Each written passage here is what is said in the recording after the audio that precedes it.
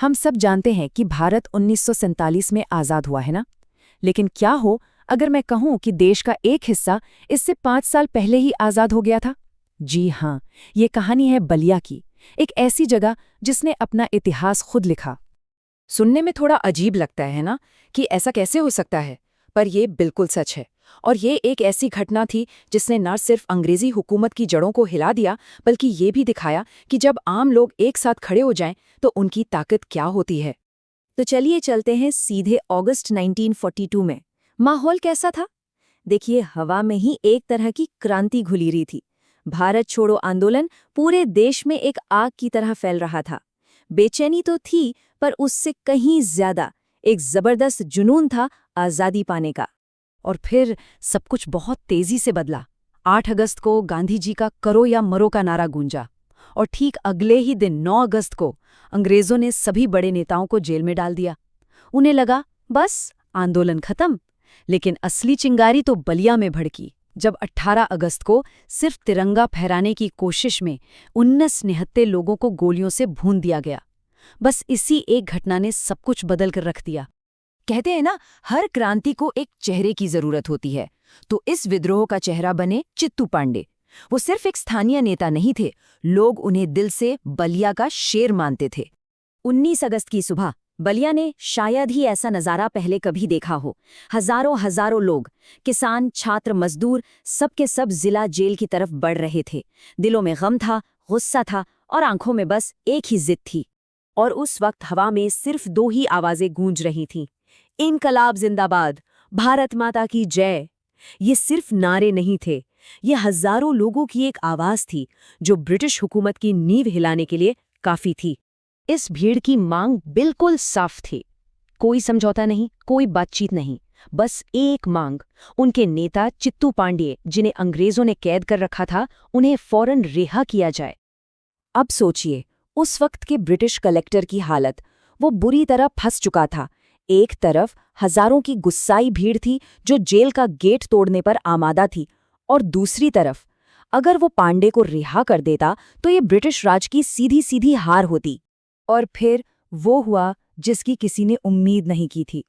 लोगों की ताकत के आगे ब्रिटिश प्रशासन को झुकना पड़ा। जेल के ताले खोल दिए गए और चित्तू पांडे एक हीरो की तरह बाहर आए। ये सिर्फ एक आदमी की रिहाई नहीं थी, ये बलिया की आज़ादी का पहला ऐलान था। पांडे तो रिहा हो गए, लेकिन कहानी यहाँ खत्म नहीं हुई। असल में असली कहानी तो अब शुरू होने वाली थी। जो हुआ वो इतिहास बन गया। इस चीज को समझने के लिए समानांतर सरकार का मतलब समझना जरूरी है।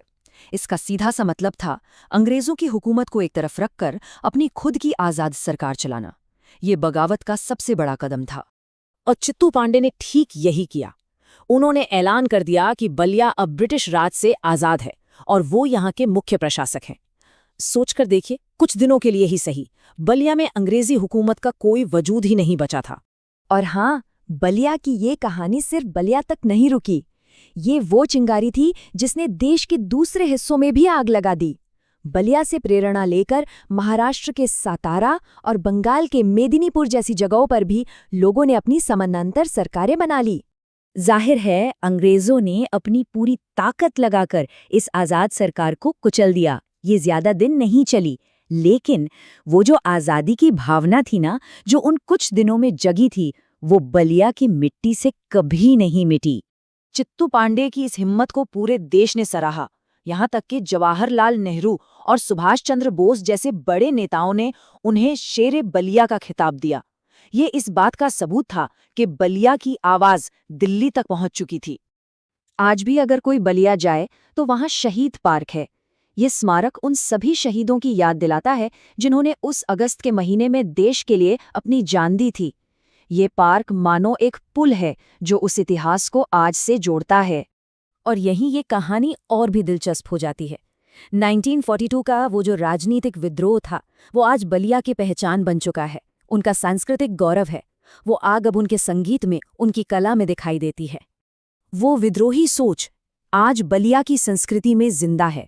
वहाँ की गंगा जमुनी तहजीब, मतलब हिंदू मुस्लिम एकता, वहाँ के लोकगीत जैसे विदेसिया और लोगों का आपसी प्यार और भाईचारा, ये सब उसी आज़ाद सोच की पहचान है। जैसा कि बलिया के एक साहित्यकार डॉक्टर जनार्दन राय कहते हैं, लोक कलाकारों को बचाना अपनी संस्कृति को बचाना है। ये एक छोटी सी लाइन उस पूरी विरासत को जिंदा रखने की अहमियत बता देती है। तो ये कहानी हमें सोचने पर मजबूर करती है कि हमारे देश के कोने-कोने में चित्तू पांड्ये जैसे और न जाने कितने शेर होंगे और बलिया जैसी कितनी ही भूली बिसरी कहानियां होंगी जो बस अपने सुने जाने का इंतजार कर रही हैं।